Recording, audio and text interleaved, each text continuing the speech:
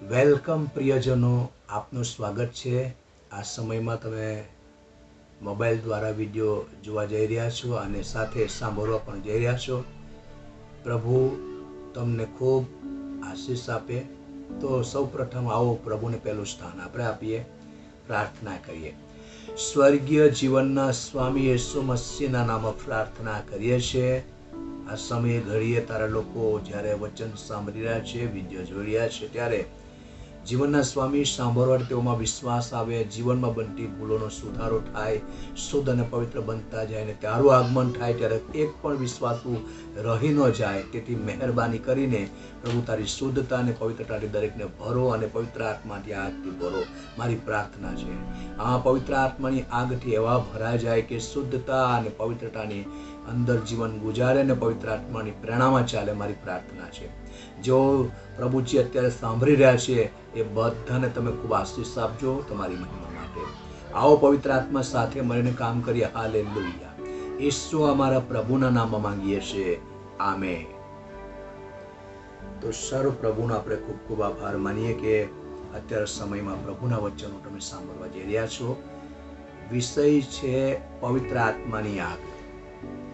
અને જ્યારે પવિત્ર આત્માની આગ આવે છે તો પાપને બાળી નાખે છે. પવિત્ર આત્મા આવે છે ત્યારે પવિત્ર આત્મા તેને શુદ્ધતા અને પવિત્રતામાં પ્રેરે છે. પવિત્ર આત્મા કોઈ વાયુ નથી, પવિત્ર આત્મા કોઈ ધુમાડો નથી, પવિત્ર આત્મા કોઈ બિંદુ નથી. પવિત્ર આત્મા એક વ્યક્તિ છે, એની પાસે એક ક્ષમતા અને લાગણી છે. તો મારા પ્રિયજનો, પવિત્ર આત્માની આગ તમારા પર આવે ને પવિત્ર આત્માને તમે નજીકથી જાણો, કેમ કે ત્રિએકમાંનો એક વ્યક્તિ છે, તે છે પવિત્ર આત્મા. પિતા પરમેશ્વર, પુત્ર યેસુ પરમેશ્વર ને ત્રીજો વ્યક્તિ છે પવિત્ર આત્મા. તો એ પવિત્ર આત્માની આગ તમારા પર આવે અને જીવનની અંદર ખૂબ તમે સફળ થાઓ. એ જ બાબતો માટે અત્યારે તમે જ્યારે પ્રભુના વચન સાંભળી રહ્યા છો, સાંભળવાથી તમારો વિશ્વાસ વધે, સાંભળવાથી તમારો આત્મા તાજો થાય, સૂતેલો વિશ્વાસ જાગૃત થાય. આવો બાઇબલને ખોલીએ અને પવિત્ર આત્માની આગ જોઈએ. પ્રેરિતોનું કૃત્યો 1 અધ્યાય તેની 1 થી 4 કલમ. પ્રેરિતોનો કૃત્યો તેનો 1 અધ્યાય 1 થી 4 હું તમારા માટે વાંચું છું. ઈસુએ પોતાના પસંદ કરેલા પ્રેરિતોને પવિત્ર આત્માથી આજ્ઞા આપી અને તેને ઉપર લઈ લેવામાં આવ્યો. તે દિવસ સુધી પોતે જે કરવા તથા શીખવા માંડ્યું તે સગરી બાબત વિશે ઓ થિયોફિલ મેં પહેલું પુસ્તક લખ્યું છે. મરણ થયા પછી તેને પોતે સજીવન થયાની ઘણી સાબિતી આપી અને 40 દિવસ દરમિયાન તે તેઓને દર્શન દેતો અને દેવના રાજ્ય વિશેની વાતો કહેતો રહ્યો. કલમ 4 તેને તેઓની સાથે ભેગા થઈને તેઓને આજ્ઞા કરી કે યરૂશાલેમથી જતાના પણ બાપનું જે વચન તમે મારા મુખથી સાંભળ્યું છે તેની વાટ જોતા રહેજો. હવે આપણે જોઈ શકીએ છીએ કે આ પ્રેરિતોનો કૃત્યો લુક દ્વારા લખાયો છે. લુક દ્વારા પ્રેરિતોનો કૃત્યો લખાયો છે અને પ્રેરિતોનો કૃત્ય એક પવિત્ર આત્માનો પત્ર છે.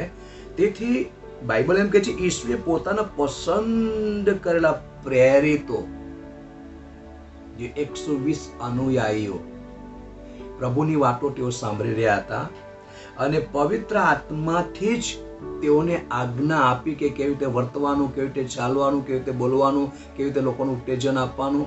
પવિત્ર આત્માથી તેઓને આજ્ઞા આપી. પવિત્ર આત્માની પ્રેરણાથી પ્રભુ ઈસુ ખ્રિસ્ત ચાલતા હતા. તો પવિત્ર આત્માની આગ પ્રભુ ઈસુ ખ્રિસ્તની અંદર છે અને પવિત્ર આત્માની પ્રેરણામાં પ્રભુ ઈસુ ખ્રિસ્ત ચાલે છે. તો આપણે પણ પવિત્ર આત્માની પ્રેરણામાં પ્રિયજનો ચાલીએ. આગળ આજ્ઞા દીપક છે, આજ્ઞા અનંત જીવન છે. આજ્ઞા અનંત જીવન છે. નિર્ગમન 20મા અધ્યાયની અંદર તમે વાંચો ત્યાં 10 આજ્ઞા શિલાપાતીઓ પર બી લખીને મૂસા દ્વારા ઇઝરાયેલ પુત્રોને જણાવવામાં આવી કે તે આજ્ઞાનું પાલન કરે.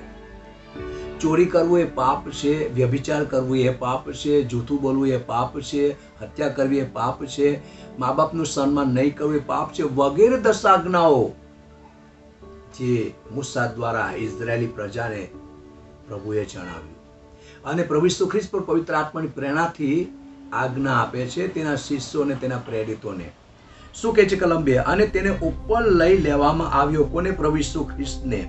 જ્યારે એને મરણ પામવાનું, મરી ન રહેવાનું, શેતાનને હરાવવાનું, શરીરને ક્રૂસ પરથી ઉતારીને 3 દિવસ 3 રાત કબરમાં મૂકી રાખ્યું, આત્મામાં નરકના ઓરડા સુધી પહોંચ્યો, મરણ હાડેસની કૂચી શૈતાન પાસેથી તેને છીનવી લીધી, તમામ દુષ્ટ આત્માને તેને ખંખેરી નાખ્યા, નરકના પાયાને તેને હિલાવી નાખ્યા અને મૃત્યુ પર વિજય મેળવીને પાછા તે ઉઠ્યા. અને જ્યારે 500 થી ઘણા લોકોને દર્શન આપ્યું, 40 દિવસ ઈસુ મરેલા માટે જીવતા થયા પછી લોકોને દર્શન આપતા રહ્યા અને 40 દિવસ પૂરા થયા સ્વર્ગમાં ચડી ગયા.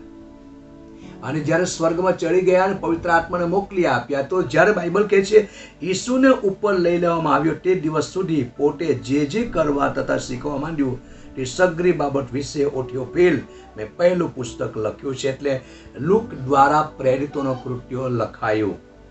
કલમ 3, મરણનો સહન કર્યું, મરણ સહ્યા પછી તેને પોતે સજીવન થયાની ઘણી સાબિતી આપી અને 40 દિવસ દરમિયાન તે તેઓને દર્શન દેતો અને દેવના રાજ્ય વિશેની વાતો કહેતો રહ્યો. આપણે અહીંયા જોઈ શકીએ છીએ કે પ્રભુ ઈસુ ખ્રિસ્ત મરેલામાંથી સજીવન થયા, પણ જ્યારે વધસ્તંભ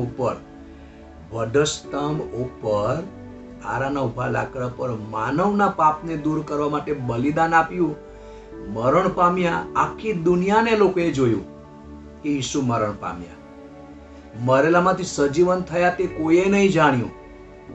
અને ઈસુ મરેલામાંથી સજીવન થયા, પોતે જ સજીવન થયાની સાબિતી આપી.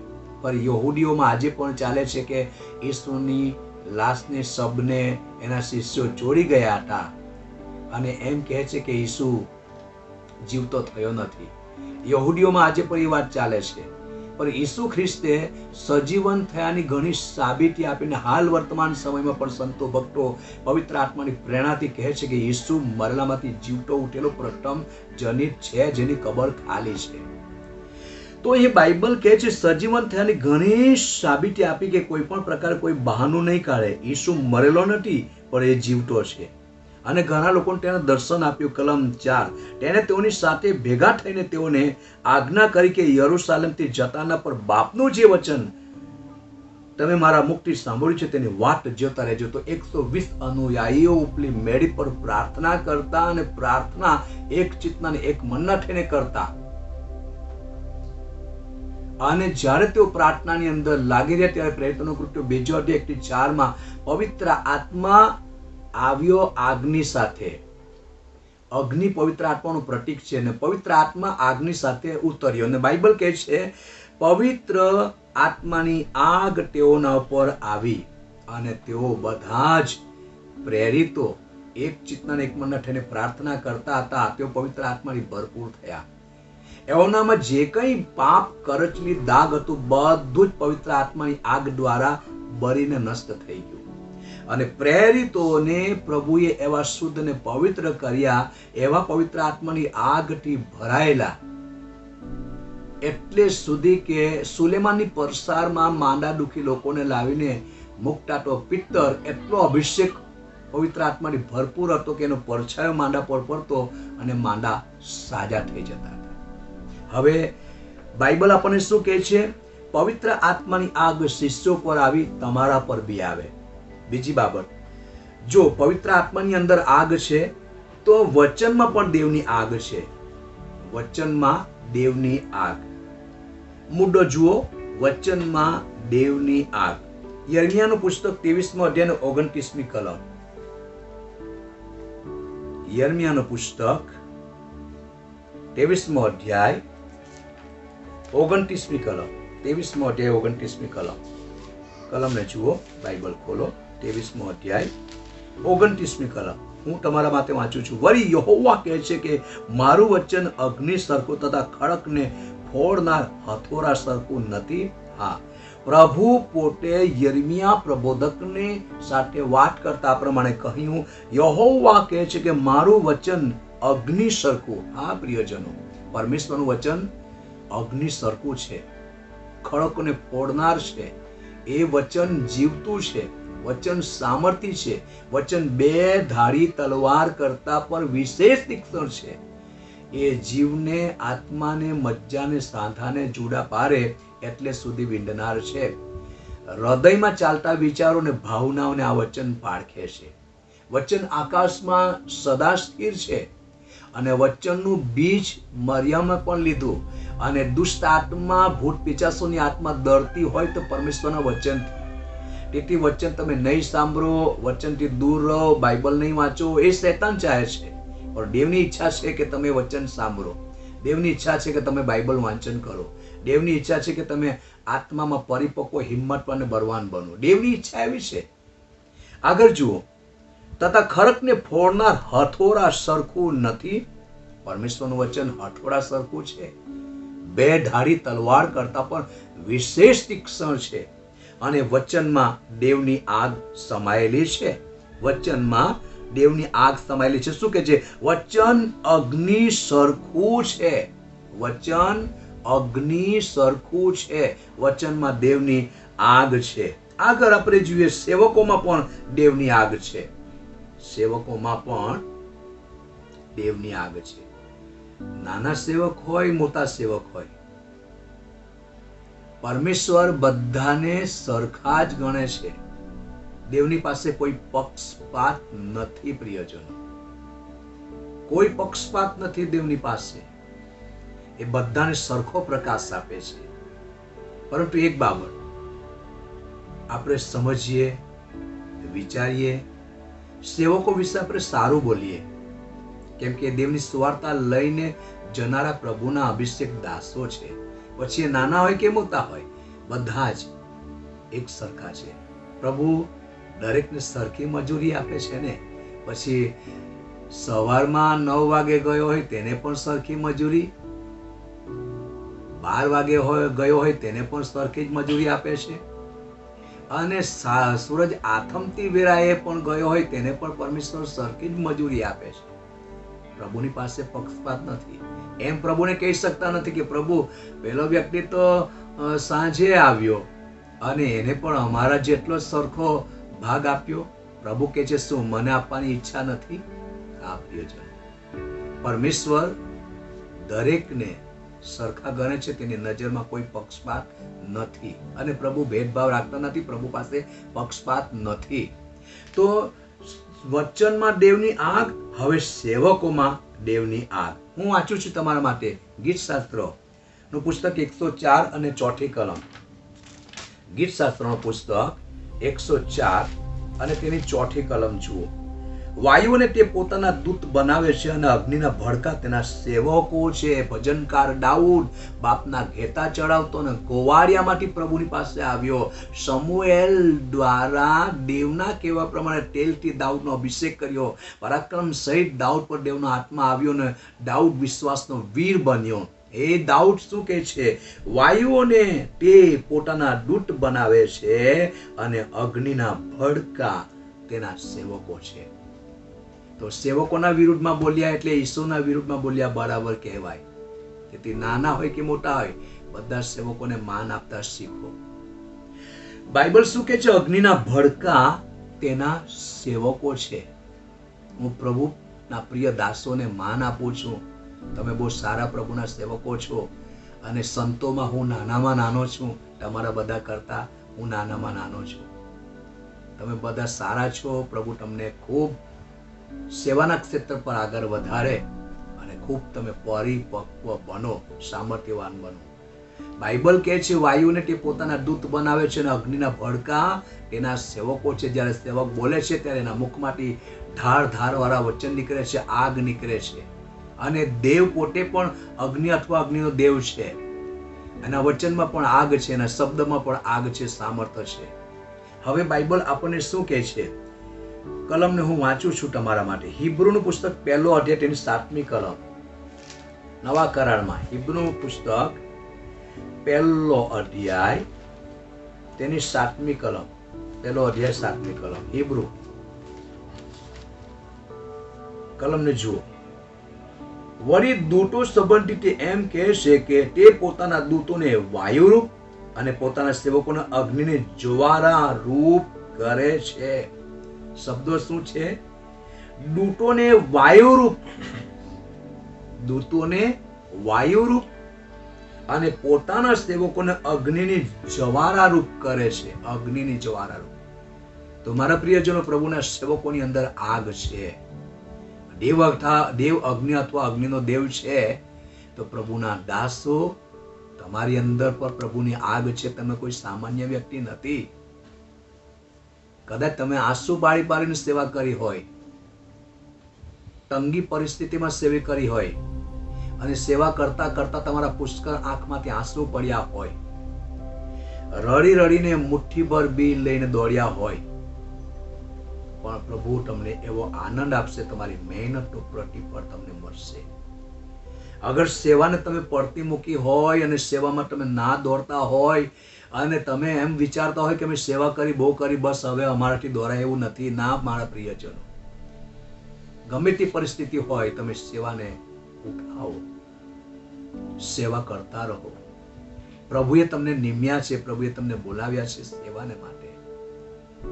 સુખ આવે કે દુઃખ આવે, નિરાશા આવે, હતાશા આવે, કદાચ તમારા વિરુદ્ધમાં તરે તરેની ભૂંડી વાત, અસત્યતાથી કહેતા હોય, તમને તુચ્છ ગણ્યા હોય, કદાચ કોઈ તમને માન આપતું નહીં હોય, પરંતુ સ્ટેફન જેવો સ્ટેફન જ્યારે મરણ પામવાની ઘડી હતી ત્યારે પ્રભુએ કહ્યું, આવી જા સ્ટેફન, સ્વાગત છે તમારું. જો પ્રભુ કેટલું માન આપે છે.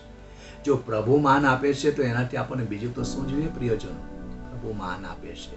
તેથી સેવાને ફરી પાછા ઉઠાવો. સેવાના ક્ષેત્રની અંદર પ્રભુનું કામ ચાલુ રાખો, કેમ કે પ્રભુ તરફથી તમને નિર્માણ કરવામાં આવેલા છે. તો બાઇબલ કહે છે, પોતાના સેવકોને, તમે પારકા નથી, વિદેશી નથી, દેવના કુટુંબના માણસો છો. પ્રભુના પ્રિય દાસો, પોતાના સેવકોને અગ્નિની જ્વારારૂપ તે કરે છે. અગ્નિની જ્વારારૂપ, કેટલી રહસ્યમય વાત. બીજો કારવંતાન 7મો અધ્યાય 1 થી 3, જૂના કરારમાં. બીજો કારવંતાનનું પુસ્તક 7મો અધ્યાય અને 1 થી 3. 7મો અધ્યાય 1 થી 3 હું તમારા માટે વાંચું છું. જુઓ, જ્યારે સુલેમાન પ્રાર્થના કરી રહ્યો ત્યારે આકાશથી અગ્નિએ ઉતરીને દર્પણ તથા બલિદાન ભસ્મ કર્યા, અને યહોવાના ગૌરવથી મંદિર ભરાઈ ગયું. યહોવાના ગૌરવથી મંદિર ભરાઈ ગયું હતું. તેથી યાજકો યહોવાના મંદિરમાં પ્રવેશ કરી ન શક્યા. જ્યારે અગ્નિ ઉતર્યો ને મંદિર ઉપર યહોવાનું ગૌરવ દેખાયું, ત્યારે સર્વ ઇઝરાયેલ પુત્રો તે જોઈ રહ્યા હતા. તેઓએ હરસબંડી પર પોતાના મુખ ભૂમિ સુધી નમાવીને ભજન કર્યું અને યહોવાની આભાર સ્તુતિ કરીને કહ્યું કે તે ઉત્તમ છે, તેની કૃપા સર્વકાળ ટકે છે. સુલેમાન, ભજનકાર, દાઉદનો દીકરો, નીતિમાન માણસ, ઈમાનદારી અને સચ્ચાઈનું જીવન ગુજારનાર વ્યક્તિ, અને પુષ્કળ જ્ઞાન દેવે તેને આપેલું. દક્ષિણ શેબાની રાણી પણ ગૂંચવણિયા ભર્યા પ્રશ્ન લઈને સુલેમાનની પાસે આવી હતી, અને સુલેમાનને પ્રશ્નથી હરાવવા ચાહતી હતી, પણ એક પણ એવો પ્રશ્ન નહીં હોય કે તેનો જવાબ સુલેમાને આપ્યો ન હોય. એ તો સાંભળીને જ અને શિષ્યોનું કામ જોઈને જ આભી બની ગઈ હતી. તો મેં મારા વિસ્તારની અંદર સાંભળ્યું, એના કરતા મેં મારી આંખોથી જોયું તો સુલેમાનની પાસે બહોળું જ્ઞાન છે. કોના તરફથી? દેવ તરફથી. તો જુઓ, સુલેમાન એક વિશ્વાસનો વીર, દાઉદનો દીકરો, પ્રાર્થના કરી રહ્યો ત્યારે આકાશથી અગ્નિએ ઉતરીને દંડનાપણ તથા બલિદાન ભસ્મ કર્યા, અને મંદિરની અંદર ગૌરવ આવ્યું.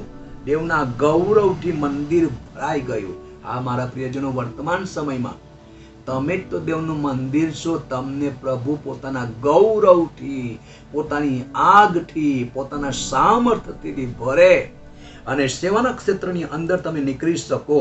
કલમ 2, યહોવાના ગૌરવથી મંદિર ભરાઈ ગયું હતું, તેથી યાજકો યહોવાના મંદિરમાં પ્રવેશ કરી ન શક્યા. કલમ 3, જ્યારે અગ્નિ ઉતર્યો. કેવી રીતે? સુલેમાનની પ્રાર્થના દ્વારા. શું તમારી પ્રાર્થના દ્વારા આગ નહીં ઉતરે કે? ચોક્કસ તમે જે બોલશો તે થશે, કેમ કે પ્રભુએ તેના લોકોને સત્તા અધિકાર આપેલો છે.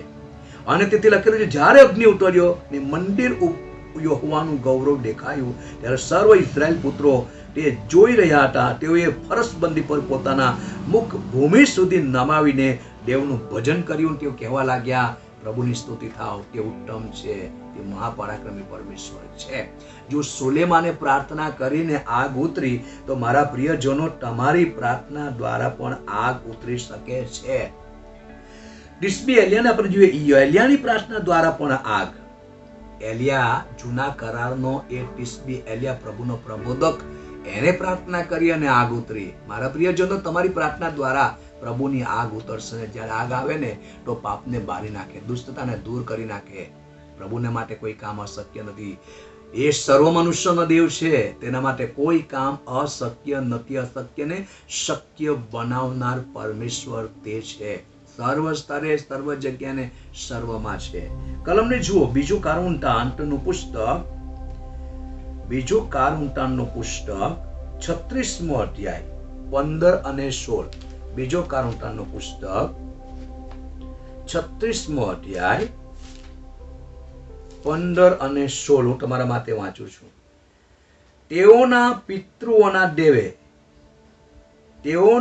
પિતૃઓના દેવ યહોવાએ પોતાના ખેપિયાની મારફતે કાળજીથી તેઓને વખતસર ચેતવણી આપી. જો પ્રભુના સંતો ભક્તો સેવાના ક્ષેત્ર પર નીકળે છે અને જુદા જુદા પ્રકારે પવિત્ર આત્માની પ્રેરણા દ્વારા તેઓ ચાલે છે અને પ્રભુ તેનામાં રહીને તેના પસંદ કરેલા લોકોને ચેતવણી આપે છે કે તે પાપથી, દુષ્ટતાથી, વ્યભિચારથી, અશ્લીલતાથી દૂર રહે, દરેક પ્રકારના દુર્વ્યસનથી દૂર રહે. હવે ચેતવણી કાળજીથી પાછી આપી, વખતસર ચેતવણી આપી, કેમ કે તેને પોતાના લોક ઉપર તથા પોતાના નિવાસ ઉપર દયા આવી. પોતાના લોકો ઉપર પ્રભુ દયા કરે છે, વખતસર ચેતવણી આપે છે અને કાળજીથી ચેતવણી આપે છે કે જેથી એ બાબતોને તે ધ્યાનમાં લે અને દુષ્ટતા અને બુંડાઈ કરવાનું પડતું મૂકી દે. પરંતુ પ્રભુના જે ખેપિયા યાની કે પ્રભુના સેવકોએ આટલી બધી દયાથી ભરપૂર થઈને કહ્યું યહૂદીઓને, સુવાર્તા આપી, પરંતુ પ્રભુના દાસોની વાતને તેઓએ ગણકારી નહીં, સ્વીકારી નહીં. કલમ 16. પણ તેઓએ દેવના ખેપિયાઓને મસ્કરીમાં ઉડાવ્યા. મારા પ્રિય સેવકો સાંભળો, પ્રભુના દાસો, તમે બહુ જ સારી પેટે ઘેટાઓની સંભાળ રાખતા હશો, કાળજી લેતા હશો અને સારી પેટે સુવાર્તા આપતા હશો, છતાં પણ કદાચ તમારી કોઈ મસ્કરી કરતું હોય. અને બીજી એક બાબત, કોઈ તમને માન નહીં આપતું હોય. ત્રીજી બાબત, સેવાને કદાચ તમે પડતી મૂકી દીધી હોય. પણ દેવ તમને ક્યારે પણ ભૂલી જતો નથી. દેવ તમારા કામને જુએ છે. દેવ પ્રત્યે તમારામાં જે દેવનો પ્રેમ છે અને લોકો પ્રત્યે તમે જે પ્રીતિ દેખાડી છે અને હજુ પણ દેખાડો છો, સેવા કરતા આવ્યા છો, સેવા કરો છો, કરવાના છો અને કરતા જ રહેવાના છો. દેવ તમારા કામને ક્યારે પણ ભૂલી જવાનો નથી. કદાચ તમારી મસ્કરી થઈ હોય, જેમ પ્રભુ ઈસુ ખ્રિસ્તની મસ્કરી થઈ હતી. એની દારીને નોચી, એને થબડાકો માર્યો, એના પર થૂકવામાં આવ્યું. જો પ્રભુ ઈસુ ખ્રિસ્તે બધું જ વેઠ્યું છે આપણા માટે, તો કદાચ તમારી મસ્કરી થઈ અને મસ્કરીમાં તમને ઉડાવ્યા હોય, તેના વચનનો અને પ્રબોધકોનો તિરસ્કાર કર્યો હોય, પ્રભુના વચન તમે આપવા ગયા અને કદાચ પ્રભુના વચનને લીધે તમને તુચ્છ ગણ્યા હોય, તમને માન ન મળ્યું હોય અને વગેરે વગેરે તકલીફનો સામનો કરીને સેવાના ક્ષેત્ર પર ગયા હોય, તમને માન નહીં મળ્યું હોય ને તમારો તિરસ્કાર કર્યો હોય, તો સાંભળો, બાઇબલ શું કહે છે? તેથી યહોવાને પોતાના લોક ઉપર એટલો બધો ક્રોધ ચડ્યો કે કંઈ જ ઉપાય રહ્યો નહીં. સાંભળો, તમારા વિરુદ્ધમાં ઉઠે છે, તમારી મસ્કરી કરે છે, પણ જ્યારે દેવનો ક્રોધ અને દેવનો કોપ ભડકે છે ત્યારે તેના હાથમાંથી છૂટવી જવું ભયંકર છે. તેથી મારા પ્રિય પ્રભુના દાસો, વચનમાં, વર્તનમાં, પ્રીતિમાં, વિશ્વાસમાં, પવિત્રતામાં વિશ્વાસીઓની આગળ નમૂનારૂપ થજો. પ્રભુ આવે ત્યાં સુધી પ્રભુનું કામ ચાલુ રાખજો અને પ્રભુની સેવાને પડતી નહીં મૂકતા. તમારી મહેનતનું પ્રતિફળ ચોક્કસ તમને આપશે. તેથી કદાચ જીવનની અંદર કઈ ભૂલ થતી હોય, સાંભળો પ્રિય પ્રભુના દાસો, એવું નથી કે બધા સેવકો નિર્દોષ ને નિષ્કલંક છે. કોઈને કોઈ સેવકોથી પણ નાની મોટી ભૂલ થતી હોય અને કદાચ મંડળીની અંદર કોઈ વિશ્વાસીઓને ખબર નહીં પડવા દે કે વિશ્વાસીઓથી ગુપ્ત રાખે, કોઈ પાપ થતું હોય તો એ ગુપ્ત રાખે. અગર માની લો કે સેવક હોવા છતાં પણ વ્યભિચારમાં ને ગંદુ જીવન જીવતા હોય ને મંડળીના વિશ્વાસ કરનાર લોકોને કોઈને ખબર નહીં પડવા દે, એવી રીતે કદાચ તમે ગુપ્ત રાખતા હોય, પ્રભુ જોઈ શકે છે. તેની આંખો અગ્નિની જ્વાળા જેવી છે. અગર તમે કોઈને થગ્યા બી હોય, કદાચ તમે કોઈને જૂઠું પણ કહ્યું હોય, વિશ્વાસીને તો નહીં ખબર પડવા દે, અને વિશ્વાસીને ખબર કદાચ નહીં બી પડે તો પ્રભુ તો જાણે છે.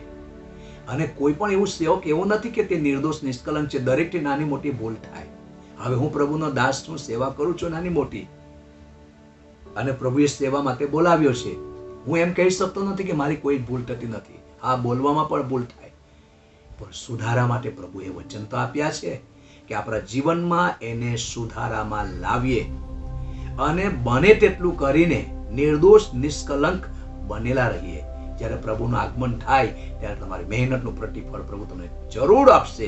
તેથી કદાચ તમારી મસ્કરી થઈ હોય અને તમારી વાતોને કદાચ દાબી દીધી હોય, એટલું જ નહીં પરંતુ તમારો તિરસ્કાર પણ થયો હોય, સાંભળો, તમારી મહેનતનું પ્રતિફળ તમને મળશે. તમારા આંસુ નિષ્ફળ જશે નહીં. તેથી બાઇબલને ઉઠાવી લો, બાઇબલને વાંચન કરો, પ્રાર્થના કરો, પ્રભુના ચરણોમાં જીવન ઝૂકતું બનાવો, અને બને તેટલું કરીને શુદ્ધ અને પવિત્રતાનું જીવન આપણે બનાવેલું રાખીએ. કેમ કે જો સેવક પાપ કરે તો નીચે બેસનારા લોકોનું શું થાય? સેવકો જો પાપ કરે તો નીચે બેસનારા લોકોને જે શિક્ષણ આપતા હોય તેનું શું થાય? મારા પ્રિયજનો, આપણે પોતે સ્વર્ગમાં જઈએ અને બીજાને પણ સ્વર્ગમાં લેતા જઈએ. આપણા જીવનોમાં કોઈ પણ ભૂલ થતી હોય, તમે પહેલો બીજો ટીમોથી વાંચજો, પહેલો ટીમોથી બીજો ટીમોથી વાંચજો. સેવકો માટે છે. અને પ્રાચીન કાળના પ્રબોધકો સેવકો કેવી રીતે વર્ત્યા હતા, પ્રેરિતો કેવી રીતે વર્ત્યા હતા, અને પ્રભુ ઈસુ ખ્રિસ્તે પવિત્ર આત્માથી કેવી રીતે પ્રેરિતોને આજ્ઞા આપી હતી, ધ્યાનમાં લઈને તે પ્રકારનું જીવન આપણે વિતાવીએ. આવો આપણે પ્રાર્થના કરીએ. જીવનના સ્વામી ઈસુ મસીહના નામ પ્રાર્થના કરું છું, લોર્ડ હાલેલુયા. પ્રભુજી, પવિત્ર આત્માની આગ તારા લોકો પર આવે ને વચનમાં જે તમારી આગ છે ને સાથે તારા સેવકોમાં જે આગ છે, અને એ આગ તો તમારા તરફથી છે. તો મારા જીવનના સ્વામી એક એકના જીવનમાં બનતી ભૂલોની તમે માફી આપજો. સેવકોને સેવાના ક્ષેત્ર પર ઊભા કરજો, તેઓને જાગૃત કરજો, અને જેઓ પડી ગયેલા હોય તેઓને પણ ઉઠાડજો, કે જેથી સેવાના ક્ષેત્ર પર તેઓ આગળ વધે, અને તેઓના જીવનમાં નાની મોટી બનતી ભૂલોની માફી પણ આપજો, અને તેને શુદ્ધ અને પવિત્ર જીવન જીવવા માટે તમારા પવિત્ર આત્માની ખૂબ મદદ મળે. મારી પ્રાર્થના છે, હું દરેકને તારા સામર્થ્ય હાથમાં સોંપું છું. અને જો સેવકોમાં કોઈ પ્રોબ્લેમ હોય, કોઈ બીમારી હોય, કોઈ તકલીફ હોય, કોઈ મુસીબત હોય, યા તો કોઈક વિચારોથી ઘેરાયેલા હોય, યા તો કોઈ સતત વિરોધભાષીની બાબતો હોય, યા તો સેવકોની અંદર કોઈક ચર્ચી ભેદભાવ, યા તો સેવકોમાં કોઈ ઝઘડો હોય, મારી પ્રાર્થના છે પ્રભુજી તમામ બંધન તૂટીને નષ્ટ થાય, અને સેવકોમાં એકતા આવે, અને એકતા સંગઠનમાં તેઓ પ્રભુ તારું કામ કરે, અને શુદ્ધતા અને પવિત્રતાનું જીવન ગુજારે. મારી પ્રાર્થના છે, હું દરેકને તારા હાથમાં સોંપું છું. તમામ બંધનને ઈસુના નામમાં તોડી નાખું છું. હાલેલુયા. અને સાંભળનારાઓ પર ઈસુ તારું લોહી લગાવું છું. પવિત્ર આત્મા કબજો કરો, દરેકને શાંતિ આપો. ધન્યવાદ પ્રભુ, તમે સાંભળ્યું છે બદલ આભાર. હાલેલુયા. દોરો અને ચલાવ. ઈસુ અમારા પ્રભુના નામમાં માંગીએ છીએ. આમેન. God bless you. પ્રભુ તમને આશીર્વાદ આપે. આમેન. કૃપા